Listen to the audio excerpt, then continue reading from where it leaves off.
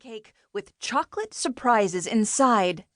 Perfect! That's what we'll do. Thanks, Lee. What would I do without you? She popped the last bite of chocolate cake into her mouth and stood. Want to go pick out invitations now? Maybe later, I said. I need to call River and check on funeral arrangements for Megan. Okay? Therese packed up her camera equipment. I'm guessing it'll be a big event, even though Megan would have preferred something simple. Her eyes were still moist. The young photographer, who'd learned her craft in my class at the Tabby, had landed a part-time videography job at WICH-TV. She was also a novice witch in training, who'd studied with the recently departed Megan. I loved that old woman, she said. I just want to sit down and cry, but Megan would tell me to get to work. Come on, Shannon. Let's check out that beginner's cooking class. I waited next to a display case filled with an assortment of fanciful confections, while Shannon filled out paperwork and wrote a check. Therese spoke quietly with the pastry chef, his tall white chef's hat bobbing affirmatively. She and Shannon left together, planning some cute shots of Shannon in a frilly apron holding a wooden spoon. I was anxious to talk with River, and called her as soon as I reached my car, a blue Corvette Stingray, a major and much-loved extravagance. River, Therese just told me about Megan. What happened? Are you all right? Oh, Lee, she died in her sleep. We're all so sad. Everybody loved her. I know. Want to come over to my place and talk about it?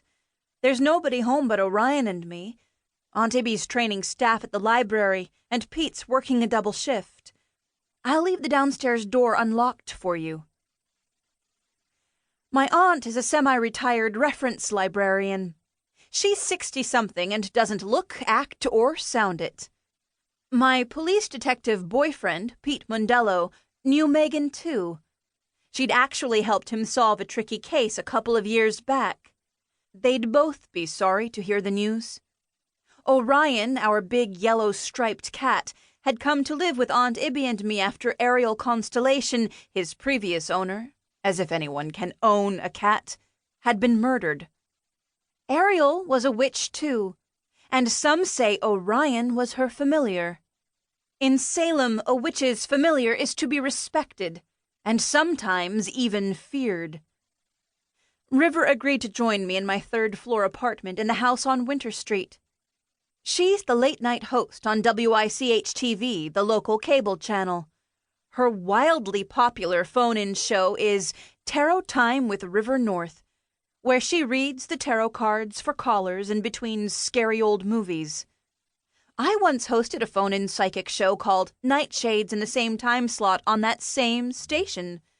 Though I'd had a number of years of previous successful on-camera experience, both as a show host on a Florida shopping channel and as a network weather girl, Nightshades did not turn out well, and that is one huge understatement. In less than half an hour, River knocked on my living room door, with Orion making loving figure eights around her ankles. Thanks for inviting me over, she said. The Coven has asked me to help plan Megan's service, and I can't seem to stop crying. I'm so sorry. Come on out to the kitchen. Coffee's on. I have some cute little cupcakes, too. Shannon and I were at Pretty Party tasting cakes for her wedding. Good choice. I know the pastry chef, Fabio. Great baker, but a terrible magician. Magician? Sure. She smiled. The fabulous Fabio. He does kids' parties in his spare time. Pulls rabbits out of his hat and does card tricks. If anybody orders a birthday cake for a kid, he tries to get hired for the entertainment. I guess he doesn't entertain at weddings, I said. At least he didn't offer to. Anyway, everything we tasted was wonderful. Wedding planning is a lot more fun than memorial service planning. River picked Orion up and followed me to the kitchen with a cat snuggling against her shoulder. This will be the third one I've